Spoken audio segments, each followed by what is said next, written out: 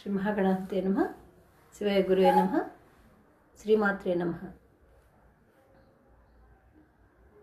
గజానన పద్మార్కం గజాననమహర్నిశం అనేకదంతం భక్తానాం ఏకదంతముపాస్మహే. గణపతి మహారాజ్ నమస్కారం పెట్టుకుంటూ స్వధర్మంలో భాగంగా రుద్రాక్ష గురించి కూడా మనం తెలుసుకుందాం. ఎందుకంటే విభూతి ధారణ తెలుసుకున్నాము, శివనామ జపం యొక్క విలువ తెలుసుకున్నాము. ఇప్పుడు రుద్రాక్ష. శివుడు కొన్ని వేల సంవత్సరాలు ధ్యానంలో ఉండిపోయాడు, అలా తపస్సులో ఉండిపోయాడు అనమాట.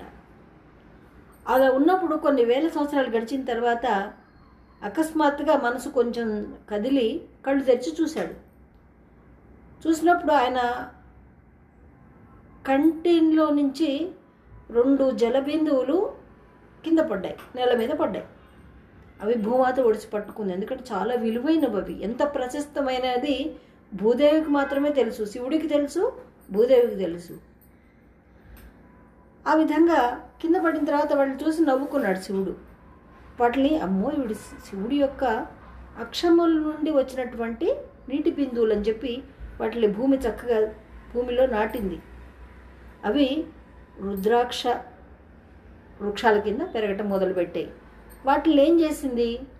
కాశీ, నేపాల్, హరిద్వారు, గయా ఇలా కొన్ని ముఖ్యమైనటువంటి క్షేత్రాల్లో, ముక్తి క్షేత్రాలు ఏవైతే ఉన్నాయో వాటిని నాటింది భూదేవి. అక్కడ మనకి రుద్రాక్షలు వృక్షాలు విరివిగా పెరగడం ప్రారంభించింది.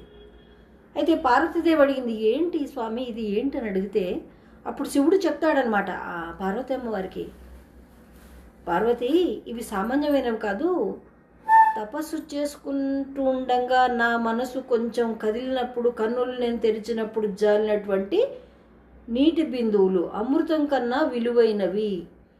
విశ్వంలో వీటికి సాటి ఏవీ రావు.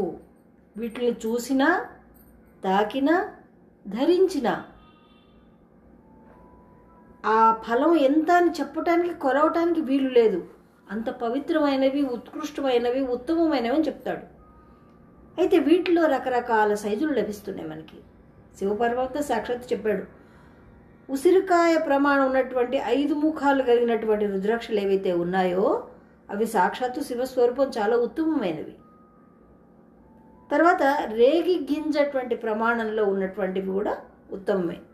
తర్వాత గురిగింద గింజలు అంటే చిన్న చిన్న రుద్రాక్షలు, అవి కూడా ఎంతో శక్తివంతమైనవి.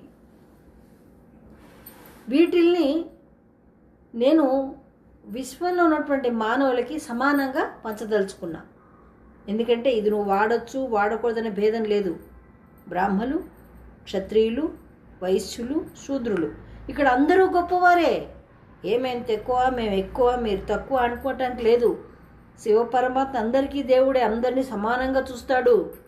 బ్రాహ్మణులు ధరించవచ్చు, వైష్ణవులు ధరించవచ్చు, వైశ్యులు ధరించవచ్చు, క్షత్రియులు ధరించవచ్చు, శూద్రులు ధరించవచ్చు, చాతుర్వర్ణాల వాళ్ళు కూడా దీన్ని ధరించుకోవచ్చు.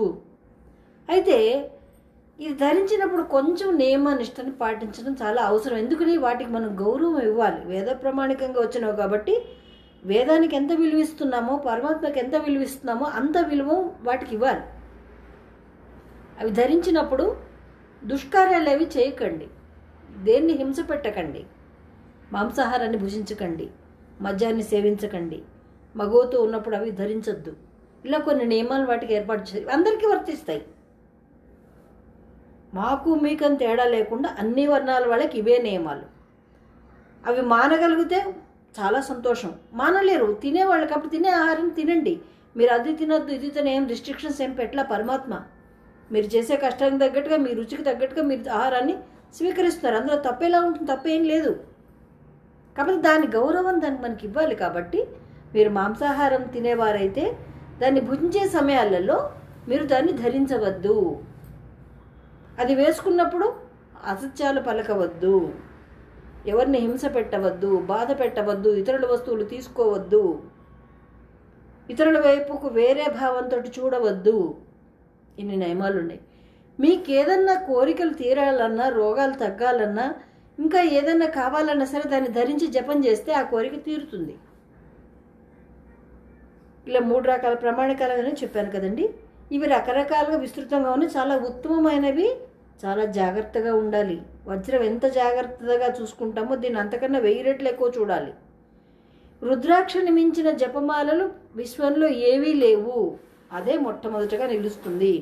తర్వాత ఒక్కొక్కళ్ళకి ఒక్కొక్క పైచం ఎక్కింది, దాని ప్రకారం ఇది గొప్ప అది గొప్ప అని చెప్పి ప్రచారాలు చేసుకుంటున్నారు. కానీ రుద్రాక్షని మించిన జపమాల, జప సాధనా క్రమము ఇంకా ఏది కూడా లేదు. అయితే రుద్రాక్షలు మనకి విస్తృతంగా లభిస్తున్నాయి.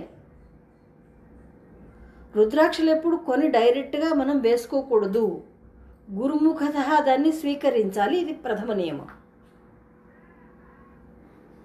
గురువు మనకి ఇవ్వాలి, మంత్రంతో పాటుగా రుద్రాక్ష మనకి ఇవ్వాలి, దాన్ని మనం ధరించాలి. ఆ అవకాశాలు లేవు. ఎవరు గురువో ఎవరు బరువులో మనకు తెలిసిన స్థితిలో లేనప్పుడు కొనుక్కుంటాం. కాబట్టి దాని మీద ఇష్టం కొద్దీ దాన్ని శివార్చనలో ఉపయోగించండి. ఏదైనా దేవాలయానికి తీసుకెళ్ళి ఆయనకు అలంకారం చేయండి. అభిషేకం అలంకారం చేసిన తర్వాత దాన్ని ప్రసాదంగా స్వీకరించి అప్పుడు ధరించండి.